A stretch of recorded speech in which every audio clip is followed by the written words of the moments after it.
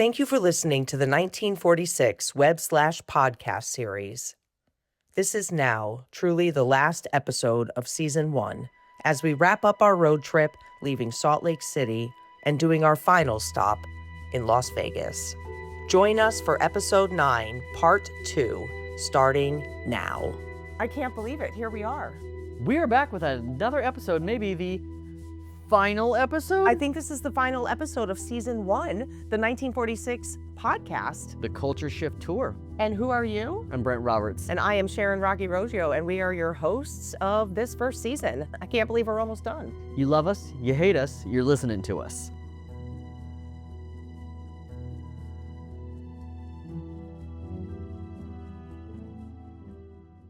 Utah was a raging success. It was wonderful. Beautiful. And then, of course, I was there with Diana, which was great. And Elliot and I were still doing the video and planning the surprise and getting closer to getting it done. And then I was getting nervous. And yeah, it was really exciting. I'm still so tired. And then on the ride to Vegas, I let Diana sit up front. And then Diana and Kathy got to know each other a little bit. And I was just... Good. Well, I was working too, but yeah. We had our driver drive us to our final stop, and I think we need to bring Carter back for our last city to talk about. For Vegas? Yeah. Is Carter here? Carter! Hello. Carter. Look at Squeezing here. Palm tree. Give some sugar.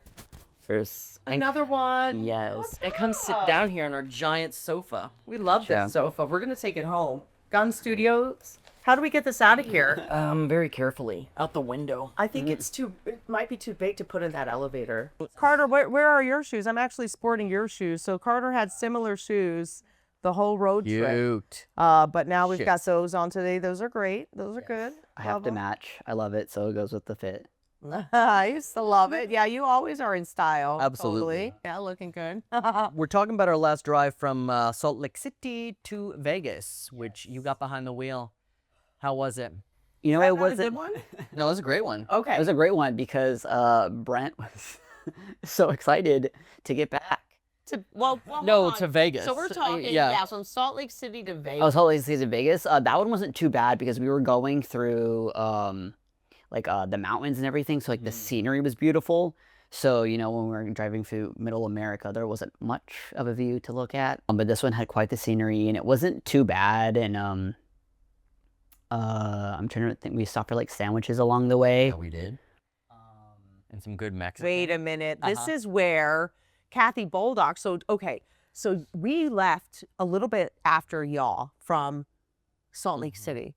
And we were in the EV with Kathy Boldock. And I'm like, I want to get there before them. And Kathy's like, oh, just take her. Everything's fine. And she's stopping every 20 minutes, every half hour. We recharging, lapped you and twice. I am losing my mind. And so we keep lapping each other. But I'm like, I know y'all are going to beat us. But then Kathy's like, I know this place. Was it Cedar City?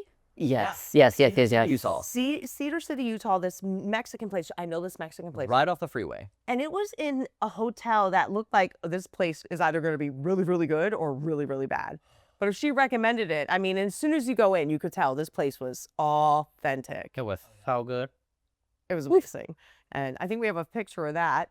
Thanks very much, Brent, for the flattering shot there. And your mouth again. I love it. But you all had been there at least 20, 30 minutes before we showed up. Yes. Eating nachos and hot salsas. And then it was our time to catch up. But no, we never caught up. Y'all got there before us. And then I had hopped on the phone to negotiate with our final Airbnb stay and worked out a nice little bargain. So we thought. Right. And then we had more people coming in because we had our producer, Jenna, joining us. With her partner, Jeremy. And then Ed came into town. Ed came into town with a friend called Moses. So there was a lot more of us staying at this place. So we needed a big place. Yes. And we wanted a pool because it was freaking hot in the Vegas heat. So we rolled up and had a really spot. Nice house, big house, so fun. Yeah. Oh, who else came? Was that it? Oh. There were some other people who came to the event that then joined us afterwards for a little celebration. My best friend Sandy lives in Vegas, and my connection to Vegas is I interned at a big mega church between my junior and senior year of Bible college, and did youth ministry, did all kinds of crazy, wild things that church interns shouldn't do, but we definitely did, and that's a different podcast. But it was an incredible year of my life. But one of the best things out of it was my friendship with her and her family. I have since officiated 2 of her kids' weddings and different things there. But the remarkable thing was she was my host family for this internship, and she became the booking manager for my traveling drama ministry. And then she became the first Christian that I felt safe enough to come out to. And she was like a mother figure, to me, but yet my best friend, that we could talk through so many things. And she stood by my side and helped me brave through so many things that I needed to. And it's a relationship that lasted from, okay, here comes the date, 1999. Wow. Until 2024. We have been that tight of friends. Our cinematographer was 2. What? Nothing. Nobody needs those details. Wait, what? So it was wonderful to have her come out and support and watch the film. Incredible ally for all of this. And we went to the Center Las Vegas, which was actually run by AJ, who works in civic engagement and has done a lot for the community. And so she was so excited that we were coming into town and utilizing the film in this way to encourage conversation, to cross lines where we might not agree with one another, but how are we engaging in conversation, which is so much of what the movie does. Right. We don't have to agree to be able to talk to each other.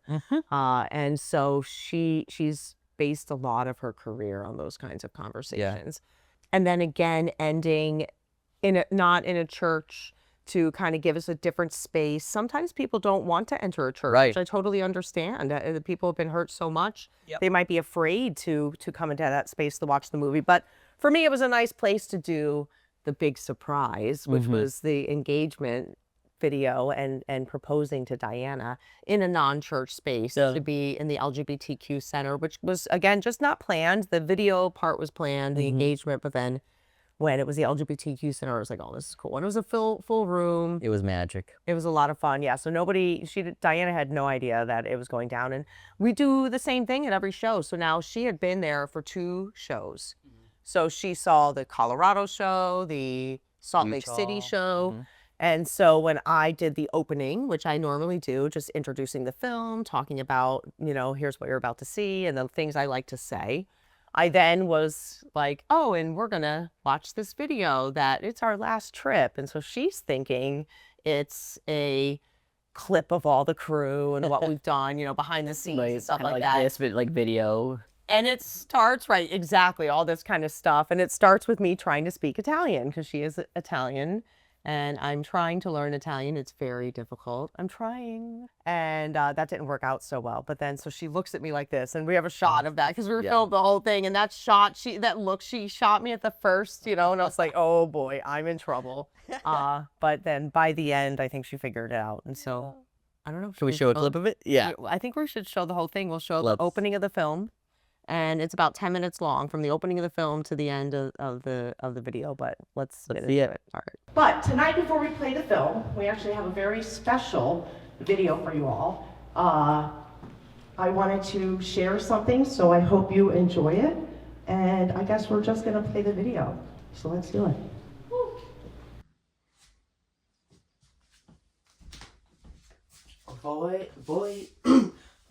Voglio condividere. Condividere. Condividere. Condividere. Condividere.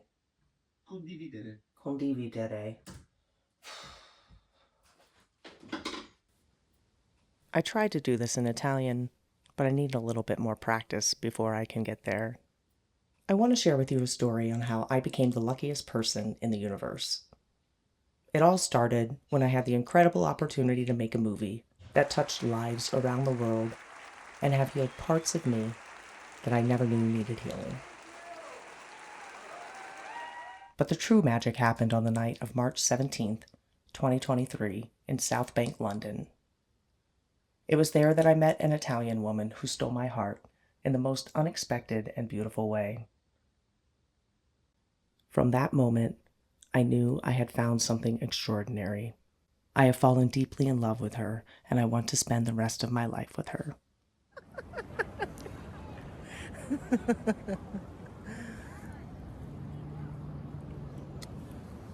Hello.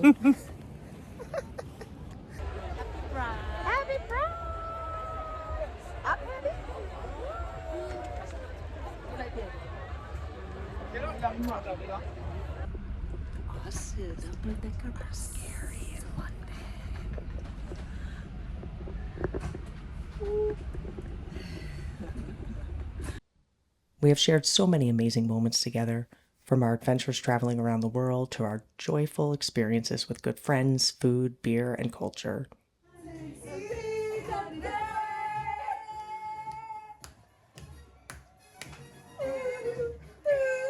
Here we go.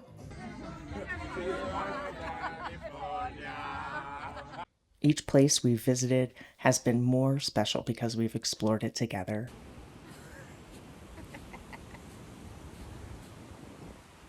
We share loud laughter and deep love, and we enjoy spontaneous dance parties in the kitchen for hours, just the two of us.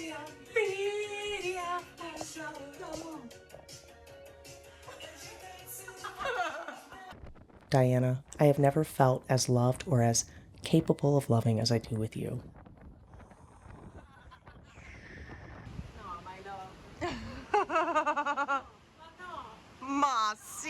Mossy. Your ability to laugh at yourself and at me when I'm being silly is something I adore. Your support, understanding, and the kindness you show to friends, family, and strangers alike reveal the depth of your beautiful heart. I love the way you see the interconnectedness of humanity and how you bring that sense of unity into everything that you do. I cherish the little things about you, how you cut your fruit, I'm cutting an apple for you, my love. Tieni.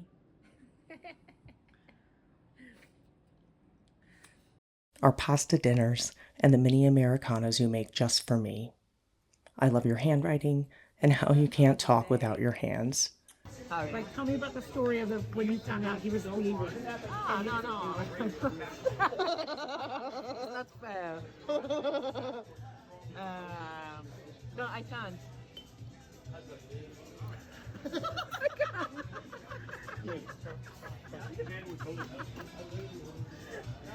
Your expressive gestures, and the way you adore my cat, Reuben.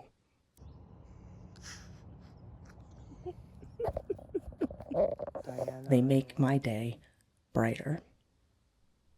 Diana, my love, I want to spend forever with you. Sei l'amore della mia vita. Will you marry me?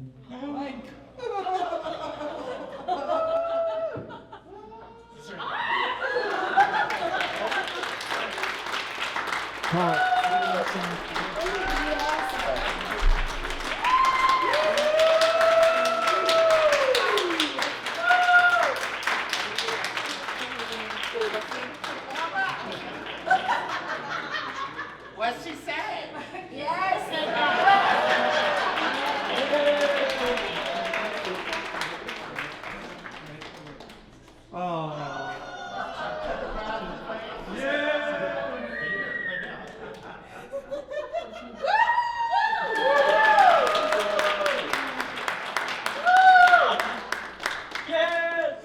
This can only happen at the center.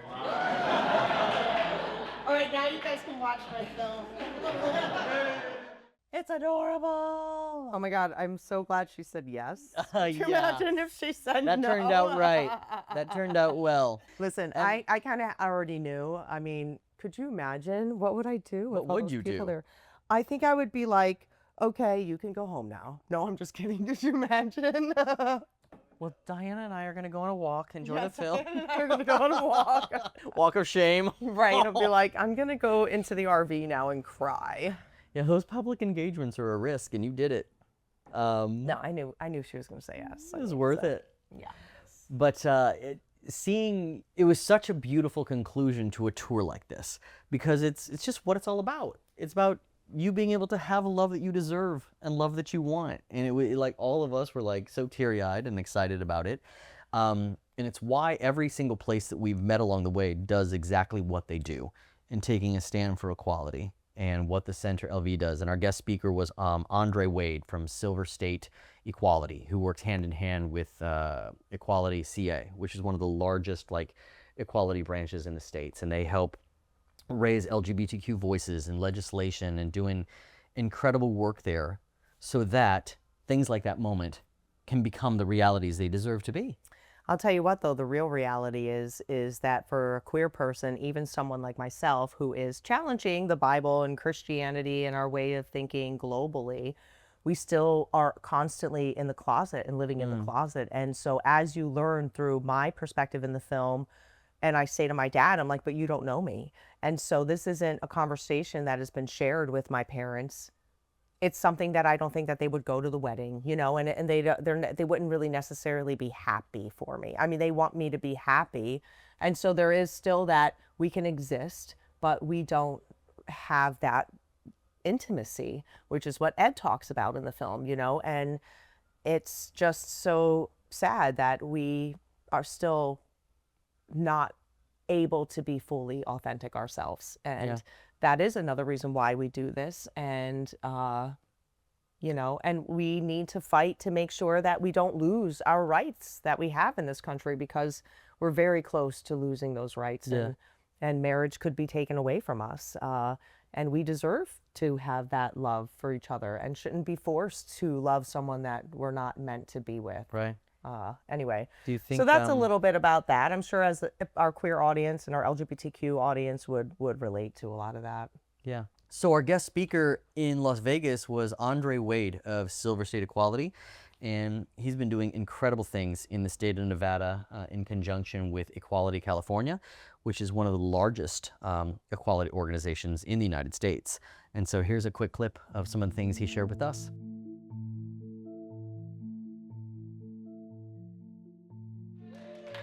Hi, everyone. Good evening. Thank you for having me here today. Thank you, Adrian, for that warm introduction. As Adrian mentioned, my name is Andre Wade, and I'm the state director for Silver State Equality. And I just want to speak to you a little bit about my journey with religion and the work that I do on behalf of the LGBTQ+ community. So I am the son of what I call intra-American immigrants. My parents migrated from the South separately in that last wave of the Great Migration, and they met here in Las Vegas and eventually had me and my siblings. And we grew up in the church, and my parents grew up in the church. It's very much, religion is very much a part of their lives to this day. They're steeped in religion, the Baptist church specifically. And it wasn't until my mid-20s when I eventually came out to my cousin, who, when I told her I had all this anxiety, I was preparing the speech that we do and the rehearsing and getting prepared for any sort of blowback or rejection. And she was like, I know, I'll just wait for you to tell me. So I'm like, all right, after all of that, and eventually told some of my friends, but I never told my parents until years later. And when I finally came out to my parents in my early 30s, the one thing that my dad said, who again is very much a man of the faith, he said that he prays to God that I would go to hell for this decision that I made. And you can argue and say that he said it out of fear and love. We quickly reconciled because we didn't speak to each other for a while. But they have never really reconciled their feelings about me being gay and my identity and how it coincides with their faith in the religion. Right. And so throughout my career, I have always wanted to help people because of not only the difficulties I had as a young person just growing up and being bullied and ostracized for who I am, but also because I know there's other people out there that have experienced similar things. And I also know that my move away from the formal church, the congregational church, the people within the church, if you will, the building of the church, is one of the reasons why I moved away from it, but I never lost my faith. And I think that's very important for me, because I know in my heart that God, Jesus, the Lord, loves me, knows me for exactly who I am. Amen. And so through my career, I found myself doing some work on behalf of the LGBTQ plus community. And it started off with Clark County Department of Family Services out here, which is a child welfare agency, where I was tasked to recruit families to become foster and adoptive parents. And one thing they wanted to do was to reach out into the queer community. So that was me. And I did this work and was very excited about it. And I ran across HRC and started volunteering for HRC. And eventually learned about a faith and religion program that HRC had nationally that we implemented in part out here in Southern Nevada. And so what we did with someone named by the name of Pastor Will Moore and a few others who were steeped in faith, we sought out to speak to members of the churches, and regular folk to try to get people to understand what it means to be queer and be of faith, and to encourage congregations to not dispel people from the congregation just because of who they are. So we tried to have those tough conversations. I started to work at the center, and that's where I met AJ, where there you are. So we've worked together for quite a few years, doing a lot of the great work that she continues to do today, which led me to Silver State Equality. How many of you have heard of Silver State Equality? All right, so Silver State Equality has been around since 2019. We are a statewide LGBTQ plus civil rights organization here in Nevada. Our mission is to bring the voices of LGBTQ plus people and our allies to the institutions of power to create a world that is healthy, just, and fully equal. And so we do that by passing poor equality laws. There are dozens of laws that have been passed and signed into law that we have been responsible for in coalition with a lot of organizations and individuals. We get pro-equality candidates elected to office. So we do endorsements of candidates who are pro-equality, who are for our values. They have to be 100% in support of LGBTQ plus well-being in order to get our endorsement. And we endorse everyone from the president all the way down to school board. So we have, over the past 3 election cycles, endorsed nearly 100 different races and candidates. Nice. We have a lot of different programs like a student advisory council. We have a leadership academy that was just held here last Saturday that trains up people who are interested in running for office or being appointed to positions within city government or government in general. We also do work around the elections on the get out the vote side. So we educate people on voting and when to vote, how to vote, automatic voter registration, same-day voter registration, all those things. And so if you are interested in being aware of Silver State Equality, you can go to silverstateequality.org. You can sign up for our newsletter, you can sign up for volunteering, and just follow us on Facebook. We are in the midst of, as they say, the most important consequential election of our lives. Amen. But I would have to say that this one is probably, we've spoken into truth, right? We've been crying wolf for a while now, and now we're at the point where things have really gotten bonkers. We're seeing the hate and vitriol as if we are back in the 1950s and 60s before any sense of equality has happened. Right.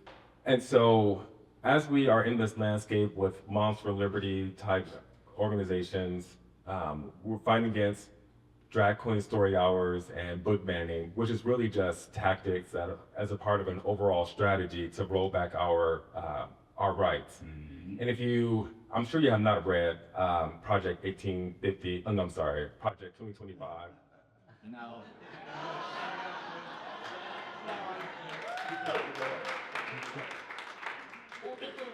I'm sure you have not read Project 2025 in its entirety. But I encourage you to download that 1,000-page document and do a search for LGBTQ plus, transgender, gay, lesbian, however, So you can see throughout the document where they mention us and what they plan to do if given the opportunity this election or in general, and even without the electoral process, going through the Supreme Court, so subverting democracy in order to roll back protections for us that we're seeing playing out right now. I encourage you to read the document or read summaries of the document, because what they want to do is erase us from the federal level. They want to take away DEI, which automatically includes us. They want to take away transgender healthcare, gender affirming care and healthcare. They want to remove transgender folks from the military. They want to make it so any mention of sexual orientation, gender identity, what we call SOGI, is no longer a thing, which means that we won't be captured in data. We won't know how to solve any of our public health issues because we won't know the number of people that are out there that identify as queer, whether or not we're accessing services, our treatment when we access services, if when we access services, it's benefiting our health around cancer, HIV, whatever it might be. And so if we don't continue to fight, regardless of who's in office, and keep people accountable for what they say they're going to do on our behalf, we can see our very well-being taken away from us. So I encourage you all to be involved with whatever organization you choose. But if nothing else, be educated and be aware of the consequences at hand. And so with that, I just really want to take a moment to say, I learned about 1946 probably a couple of years ago on Instagram, and I've been following them ever since. And I've been watching the journey, and I've seen them go on the circuit, going to different film showings and getting awards, and to have them be here in the city that I was born and raised in as the final stop means a lot to me. And it means even more that I was asked to come and speak to you all about this topic, because it's near and dear to my heart, and it's obviously near and dear to your hearts as well, because you're here. So I just wanted to do a round of applause for the filmmakers and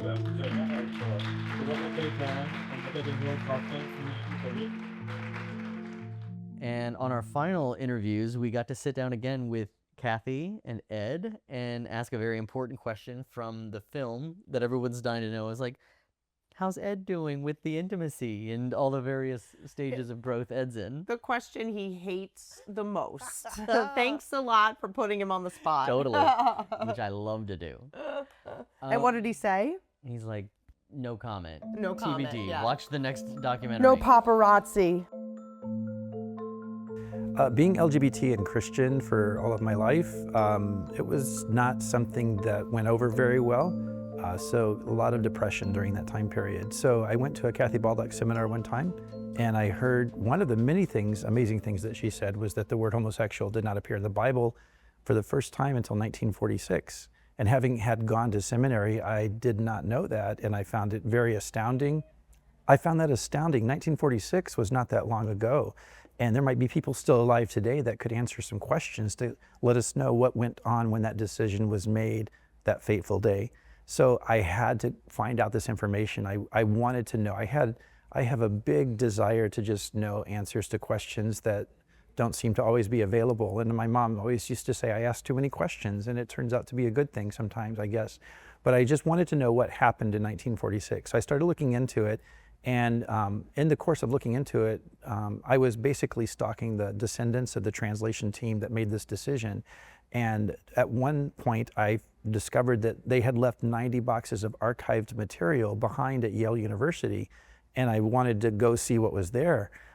So I called Yale and talked to them a little bit. None of it was available online, had to go in person. Called Kathy Baldock, and she said, I'm going with you. And so we went there in September of 2017 to dig through the archives. And while we were there, we found more than just the 90 boxes. We also found some microfilm that were available, and we searched through tens of thousands of documents just to find out the answer to the question that we had, which was, how did they make this decision to put the word homosexual in the Bible for the first time this recent in history? What went into that decision? So much amazing interaction with LGBT people has happened as a result of this film. And I've heard so many things from many different people. And one of the most exciting things that I heard was just a few months ago when I was giving a seminar after the movie and so forth and talking with some people. And one of the things I had pointed out was that we've kind of allowed portions of Christianity to change and twist some of the meanings of the Bible to become a message of anti-gay bigotry. And that's not what the Bible teaches. The Bible is not anti-gay. Christians can be anti-gay, but the Bible is not anti-gay. So when people twist what's in the Bible with an anti-gay message, then we end up with a lot of depression, suicide, and a lot of damage within people. So one of the things that I wanted to show people was let's go back to the Bible and look and see what's really there. Not just the clobber passages, but several passages in several places in Scripture that we have to take into account. Because in order to come up with a non-affirming message, you have to toss out a lot of the Bible to really get to that conclusion. So let's go back and look and see what's really there. And so I started to teach a small little segment on that in one of my seminars. And basically the summary was, let's stop letting some of these anti-gay Christians hijack what the Bible is saying. Let's go back and reclaim what's actually been there all along. And started to show some of these pieces, and it really breathed life to the group that was there. And a middle-aged lesbian woman came up to me afterwards, and she was in tears crying, and she said, Ed, she said, for so many years the Bible has been used to clobber me, and people have abused me with messages that they had been twisting. And after listening to what you're saying and getting excited, and you opened up the Bible and showed some things that were really there, I can't wait to get back in and read the Bible. I'm so excited. So thank you for bringing it back into my life. And I think that was so exciting because so many people will throw the baby out with the bathwater. And if they misunderstand a message in the Bible, they'll toss out the whole Bible. Or if someone is abusing or using the Bible in a way it was never intended, then other people could say, I don't want to have anything to do with church or Christians because they're mean to me and this isn't what I am about. And so when we really look and see what the Bible is really about, it's an amazing message from a loving, holy God to us as humans. I get a lot of love email and love messages from people who say, thank you, you saved my life. But I also get my share of hate mail and hate email and hate messages. And I'll get messages from Christians who just haven't done their homework on this topic. I will get messages and letters from theologians who haven't quite done their homework on this topic, but they think they have enough to actually make a statement on it. But I think some of the most painful interactions have been from family members who are not doing their due diligence. And instead of erring on the side of love, they are showing some things that are definitely not from God. And I think the same message that could come from a complete stranger coming from a family member is very painful because I expect them to know me and to have that conversation with me instead of making a decision based upon biases they've heard from complete random strangers, things that they've picked up online, and not taking the facts into consideration. It has been amazing to be in a situation where I have new family. I have chosen family, so to speak. I'm still not willing to give up on my birth family, on relatives, on people that there are difficulties with. But at the same time, God has provided knowing that I needed that. And there have been so many times, and I'd like to speak especially about the Mama Bears and the Free Mom Hugs groups. There are moms out there that have become LGBTQ plus advocates for kids who have either been kicked out of their homes, are ostracized by their families, etc. And just to see those moms come alongside me in times when I really needed them has been amazing. Times when my own mom could not be there for me, knowing that my own mom is amazing, she's incredible, she has this true love and heart for people, but just wasn't able to be there for me at certain times. These moms were able to step in. The status of our country right now, I feel that our country is in a place I never thought it could be. I always thought growing up that we take information into account in making decisions. We look at so much that's around us and we do the best that we can with what we have. And I don't really see that going on right now. I see information presented to people, facts that are presented to people, and people in denial about what's going on around us. My hope for our country is that we can get on the right side of history in this whole situation. This isn't the first time we've dealt with this kind of a thing. 200 years ago, we were dealing with the abolitionist movement and should we abolish slavery or not? And we see how theology came into play, the church came into play, pastors came into play on that situation, how we had people on both sides supporting both sides. And we look back at that now and we know who was on the right side of history. There is no question. A couple hundred years before that, we had the Great Reformation, where the church had kind of gone to a place of using their political power to really use and abuse people, using money and powerful places, putting powerful people into positions where they could really use and abuse others. And so we saw the Great Reformation take place when there was kind of a rebellion against that. A couple hundred years before that, we saw a time period in history when the Crusaders were going and destroying people that did not believe the same way they did. And we look at these portions of history now with sadness and shame and what were we thinking? And I think there's going to come a day then we'll look back on this time in history. But this is for us, our generation, our group of people right now. This is what we have set before us. We weren't around 200 years ago. We won't be around 200 years from now. This is our time, our place, our job in history to take care of this particular situation. My hope is that America will do the right thing in this election and look to see that freedom is important, that we can go beyond what we're not quite understanding and where we have confusion, that we can err on the side of love and move forward and go from there. I was raised Southern Baptist, which is an evangelical denomination. I went to an evangelical seminary called Talbot School of Theology, which is part of Biola University, very conservative. And one of the things that we were taught in the evangelical world, and that we continue to teach in the evangelical world, is that you have to back things up properly. It's very important. And I can remember when I was a seminary student getting my MDiv at Talbot, if we had an assignment and a paper that we had to do, and we went to work and we went to the library and we dug through all kinds of periodicals and things like that, if we only went to a couple of sources or we didn't take into account a recent excavation that they made that was really going to shed some light on a particular passage, or if we didn't go to certain magazines that had come out with some amazing articles that were going to really give some information in that, we weren't going to get a very good grade on that class.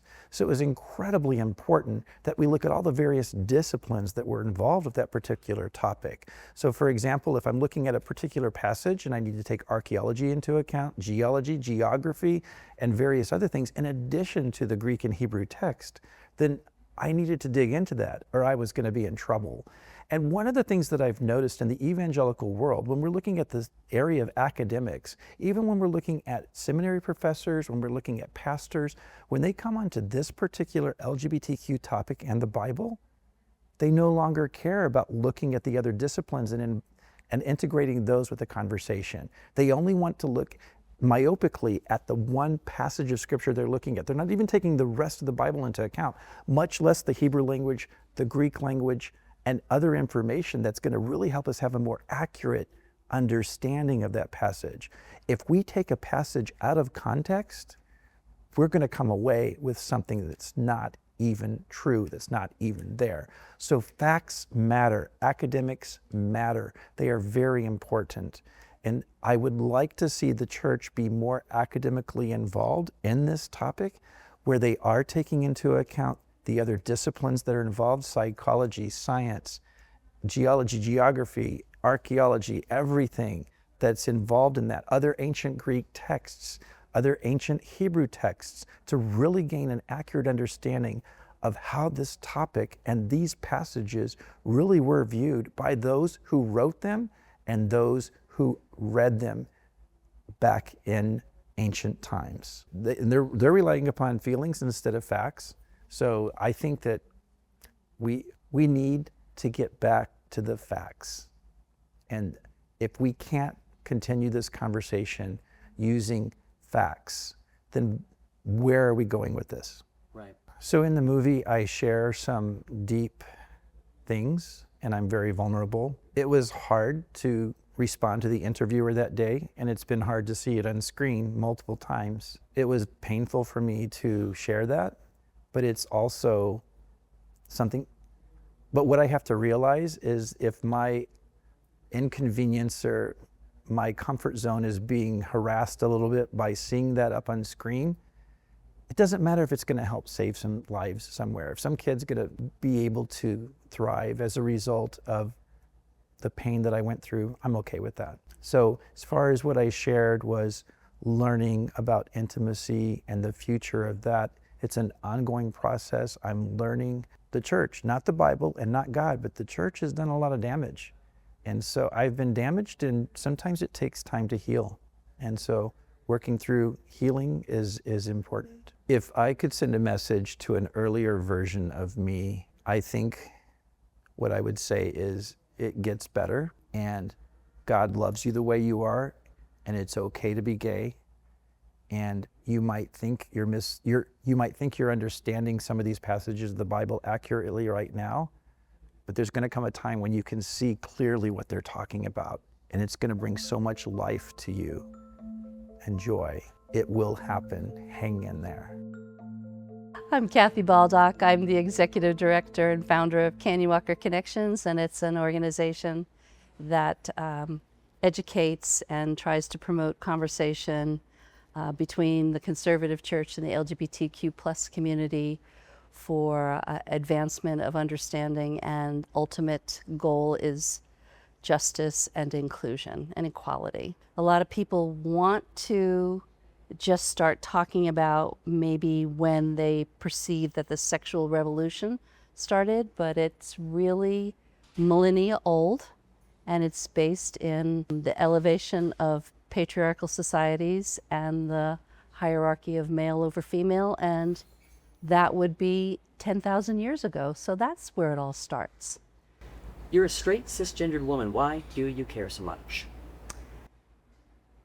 Relationship with LGBTQ people, but I think it's just been kind of baked into me because as a child, my mother was rejected by the Catholic Church because she was divorced and she was excommunicated. And as a child, I didn't understand why there was a problem with my family and there was a problem with me, and I couldn't understand that at all, and nobody gave me the language to understand it. And I sensed very early on that there was an injustice in it. And so I think I've just got a sensitivity to injustice and fairness. And it worked itself out in this arena. In the scientific revolution, so in the 14th and 15th centuries, when people started to ask questions, when people started to challenge authoritarian rule in the monarchy and the church on science, starting there for the next, what would be 600 years, there was always a person, a group of people that would ask a significantly important question. And sometimes that question would advance towards understanding sexuality. Now this is a crawl, like a slug crawl through history. But starting then, there are people that will ask appropriate questions, and sometimes they will move things forward, and then there are other people that are uncomfortable with information and move things back. And I see that happening over centuries, and those turns in understanding are significant, and most people don't know about those points in history. So I think it's my place to make people understand this forward back, so that they can't say, oh, this all started in the sexual revolution of the 1960s. So that I feel like is my job to clarify that. I get letters all the time, and it's, I think having the religion conversation, the Bible conversation, it's okay, but it's a third rail for a lot of people. So the way I do things with context and history not only makes sense to people, but it's a safer way to have the conversation because I'm dealing in facts and I'm dealing in history, and to a lot of people, whether they be parents or pastors or LGBTQ people themselves, this method makes a lot of sense.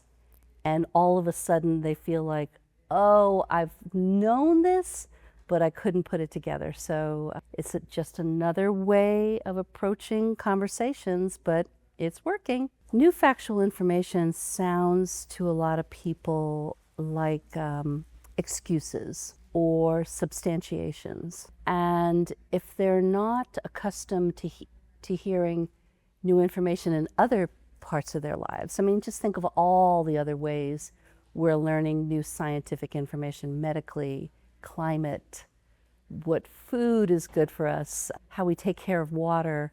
Some people don't want to hear new things because it's too challenging, and it will cause them to change all kinds of their thinking.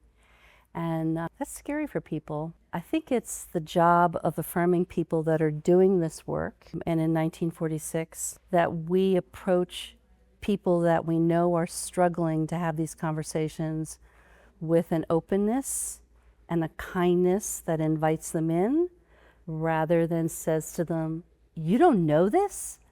How stupid are you? It doesn't work. So I think all of us on the team are inviting, come on this journey with me and learn. And again, it works. Extremists, I don't know. But I do know about the people in the middle. And especially if somebody is looking for a reason or support for loving their LGBTQ family member or friends, or just the LGBTQ community in general, academics is a way that maybe people haven't heard these facts and information. They've heard, there are these verses in the Bible, but my experience says to me, if you say to somebody, where are those verses in the Bible, they don't even know where those verses are. But if you could come at it with a different tactic of simple questions, like, do you know when homosexuality started to be understood as a mental illness? Do you know when the word homosexual came into the Bible and what it was before? Do you understand? I mean, just kind, open questions that are not condemning to the listener. And some people will say, well, how do you do that, Kathy? And I say, because I know a lot. I've learned.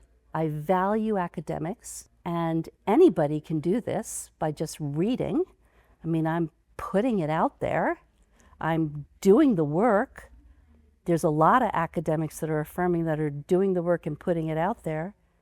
Read those resources and see what resonates with your life, your story, what you're comfortable relaying to people. And academics and relationship every time. Sometimes it's relationship and academics, but I think it's both of them. The misuse of Jesus in the Bible. These are sacred texts.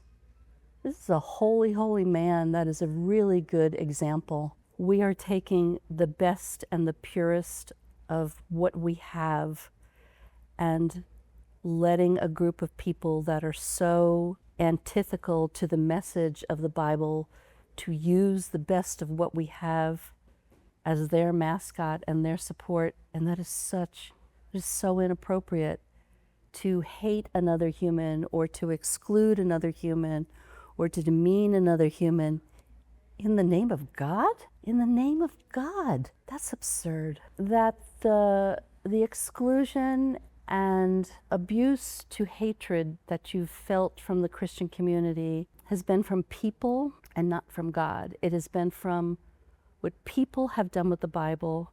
It's been what people have done in interpretation and use of sacred texts and Jesus for their own benefits. And if people really understood that it was never God that said this, sometimes I've taught and people will say, Kathy, you've taught for 3 hours and you haven't mentioned God once, in all of this discrimination. And I'll say, because God's got nothing to do with it. This is what people have done to texts. This is the assumptions people have made. And so I would hope that the film and my work point people to be able to knock down those walls of what they believe God has said about them, and to see that it's people that have made assumptions and abused Jesus and the texts, and it's never been about God. and people, never been about them. I mean, in the positive way, yes, but not in this excluding way, no. Well, I guess I've got to start with the church, because the church really, we should be leading in all kinds of things. We should be the group of people leading to include, to educate, to heal, to do all those things. And it's, you know, secular groups that are doing it, businesses that are doing it. And it should have been the church the whole time along. So that the church would stop their bad behavior of exclusion and start doing their good intended behavior of inclusion and healing and love. And I think it's possible, if you take that negative away and insert the positive, that we can actually, Christians, other people of faith, can make this a, I mean, that's the point, that was the point of the Bible from the start. God said, I'm going to pick these people out, and I'm going to use these people, my people, to bring peace and shalom and order out of the chaos of the world. That's what we're supposed to do. And we're doing a terrible job of it right now. We're causing the chaos. What's your new book, and why should people read it? It's called Forging a Sacred Weapon, How the Bible Became Anti-Gay. And it'll be out, and probably the beginning of 2025. And it is what it is the way I understand things, and I'm hoping to condense it enough so that people can understand through time and context how we've understood sexuality, sex, procreation, the roles of men and women, and the impact of the Bible, how the Bible's been used to support assumptions, where assumptions have come from about those different areas. And then eventually, when we get to the 1930s, we see a group of men at Yale University taking those texts and for the first time looking at the culture and saying, how do we modernize these two Greek words? And for them, at the time in the culture, the understanding of those, almost rightly so, of those two Greek words would have been homosexuals.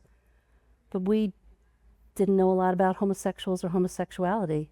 So their assumptions kind of matched the assumptions about homosexuals and homosexuality, and a mistake was made. And so it's about that, and then moving forward, how that mistake became obvious, found its way into other translations.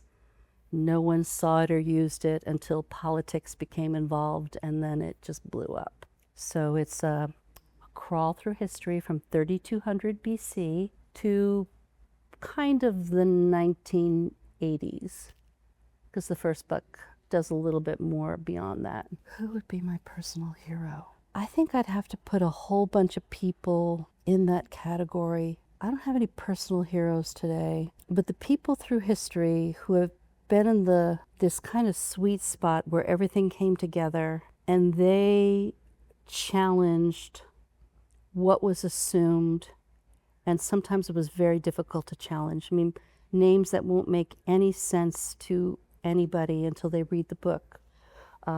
First one being Heinrich Kahn in 1844, who's in the right place at the right time, and he says, I wonder why people are attracted to people of the same sex. I mean, you've never heard of him, but it's those people through history that choose to look at something differently and then do something about it. Right up to, I mean, weird name, Everett Koop, you know, during the AIDS crisis, who doesn't go along with everybody else and says, I'm going to look at it differently this way. So it's this long list, actually not long list, short list of people who choose to take advantage of where they are and what they understand, and in bravery ask a different question or challenge people. So it's those kind of brains I like anyway. So not one particular, but anybody that would fall into that category, I'd be like, wow, these people make a difference.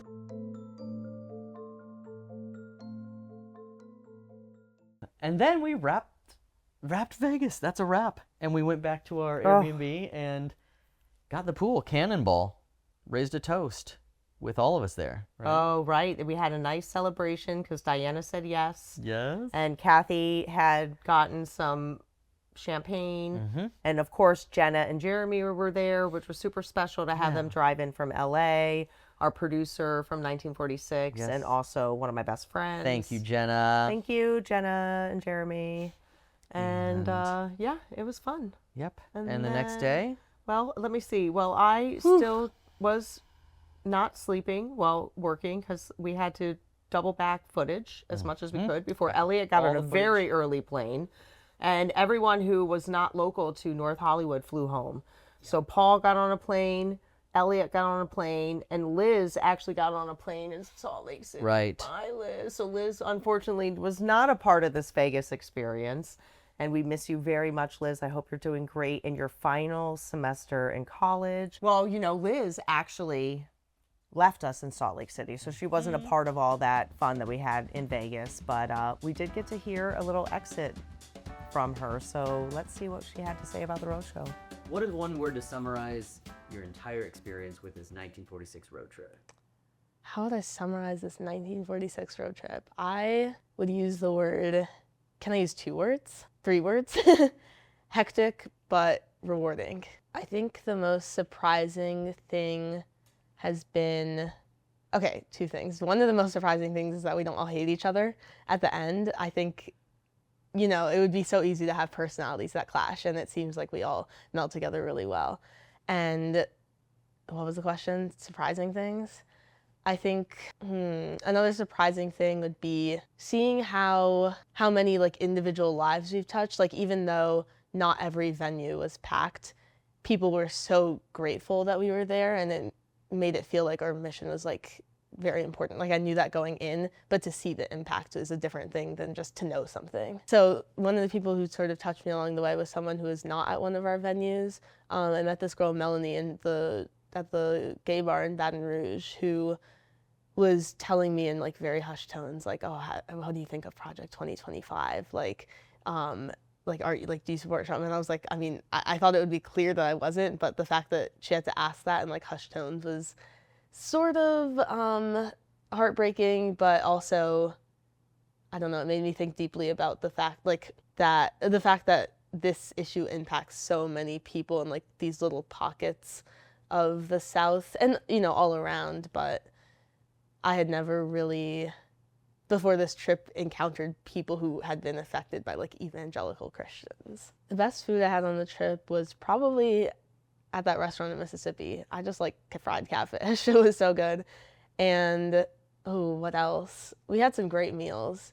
I really liked the barbecue place in Birmingham that we went to. Maybe one skill I developed was like maybe better interpersonal skills. I don't know, like having to get along with a bunch of people from different backgrounds, different ages, different like social groups, and also like talking to people at the events, and like having to interview them, think of questions, like splice together those interviews. I think that was something that I improved in. This has probably shifted my perspective for the better,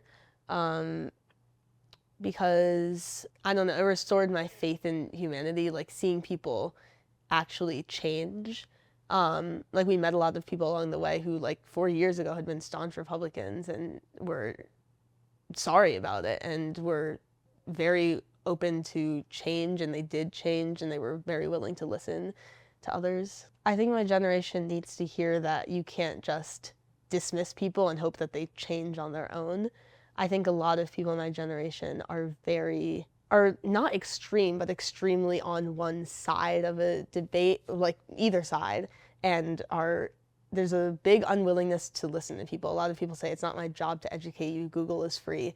And that might be true, but that doesn't mean that people that you disagree with are going to go out and Google these issues on their own. And I think that there are some things where it's like, okay, this is super obvious, it doesn't feel like my job to educate you, but at the same time, who's going to do it? How are those people ever going to learn? How are people ever going to change if we don't take the time out of our day to open a dialogue with them? I don't want the world to know too much about me because I don't like being in the public image that much. I think that's because I had a very popular TikTok account, and people started like recognizing me like outside of that and like going up to me and being like, oh my God, are you this person from TikTok? And that made me very uncomfortable because I was like, you don't know me. So it made me very now reluctant to be to, I don't know, in the public. I want to be, what do I want as a individual, as a queer individual? I want to like continue to be accepted, I guess, but also, I don't know, I want a life that is very fulfilling, not necessarily looking for like a traditional version of success, but something that just feels successful for me. The next place I want to go is probably, I want to travel through Europe. I also really want to go to Ethiopia. Our awesome 1946 intern, which is always a paid internship here at 1946. Cha-ching. Cha-ching. And thank you again to our sponsors and donors that make that possible, so we can help not only keep the mission going, but have some fun with the next generation, you know? But then the two of you got to, well, so Diana and I took a vacation. We went to Vegas and hung out and did the celebration of now we're engaged, which she didn't know, but I had already planned. So we had a Vegas night and then did some touring at the Grand Canyon and Bryce Canyon. But y'all drove back to North Hollywood. yeah, What we was did. that like? How long did it take you? 2 hours. In the RV from Vegas? Come on. No, that is not true. If you're watching, if you're an officer of the law, it's impossible. I was just like, Carter, do you want me to drive? You've been driving a lot this trip. And so I got behind that wheel. How many times did you stop? 0. Stop it. Mr. No. Small Bladder, I know. for once, didn't stop. I held it for that entire trip. I was ready to be in my own bed. After 32 days on the road. So I kept asking, like, you gotta pee, you gotta pee. And we were just blazing on through and got home to my birthday. Oh, Yeah, right. Your the next birthday, day. too. Your birthday at the beginning of the trip. And then we ended with And your Brett. birthday at the end of the trip. How cool. Yeah.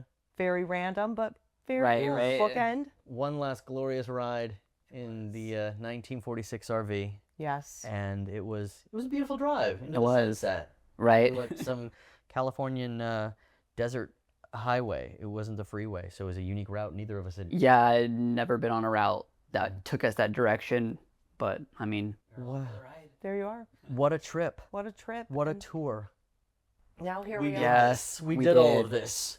No, like it's very much like a once in a lifetime experience that like I'll always cherish and remember, but The drag, the random dinners, the interviews at NPR. For those of you who are only listening into the podcast, our studio set is like we're sitting in a photo album from the 80s or 90s, and it's just a collection of photos from so many incredible people we met along the way. Beautiful scenery, meals, laughs, the churches, the RV. The RV is a hero in this picture. Yeah.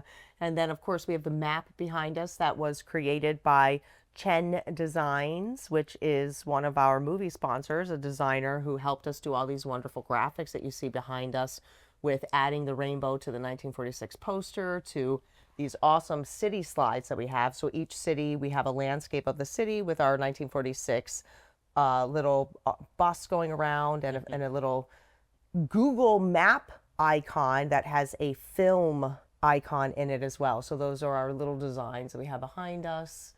And yeah, it's just a little fun way to wrap up the show and say goodbye, I guess, to this first leg of our impact campaign. Yeah. That's season 1 of the 1946 podcast. Yeah. And season 2 is going to be, just a spoiler alert, Give it. I think we're going to be going overseas. We're going to be going over the Atlantic Ocean and heading into the United Kingdom. So season 2, we will see you in the UK with our co-host, Josie Perez, who is one of our associate producers who lives in London. And I will be in London most of next year, if not probably a lot of next year. We'll see what happens with that. But yeah, we're going to be tuning in from the United Kingdom next year. We may come visit. Yeah. Well, we still have a lot of work to do here in America. So don't get me wrong. We're going to be doing a lot of work in America. We do want to do a replica kind of plan of this day, of this trip around the United States. Although I think we're not going to do it in an RV. We're going to see if we can get flights. Flights are a good idea. Yeah. And we're going to try to hit areas that we weren't able to hit. We really wanted to focus on the South on this tour. Yeah. And some of the places that we know are being really hit by anti-trans rights, anti-trans laws, LGBTQ pushback, and especially reproductive rights. And so that's why we chose this route. But yeah, America, just because we're going to be in the UK next year does not mean we're going to leave you behind. We will always be here, and we will be doing the deep work. If you wanted to host a watch party, there's information on how to do that. You can do events in your living room. You can do events in your church. You can do events at your university. You can find all of that information in our show notes. And as always, you can find us on Amazon or on our website if you want to watch the movie at home. Tell your friends and family, and look at all the other resources out there, because there's some great information. And we'll be linking up every cast member or team member from this, their Instagram handles, where you can find them, following everybody's content, to follow all of our journeys, because it's all of us who have made the reason for this, and everyone we've met along the way that you'll find in the show notes. You're the reason why we took this trip, to come meet you, to come walk beside you, stand beside you, and raise our voices collectively together for this message. So like this, share this, comment on this, and keep the conversation going about this radical love that we're all talking about. Y'all, we will see you in next season of the 1946 Roadshow. Thank you for tuning in, and I hope y'all have a great one. Thank you. Bye. Thank you to our sponsors, makingthingsright.org, for your generous donation and helping us produce this podcast.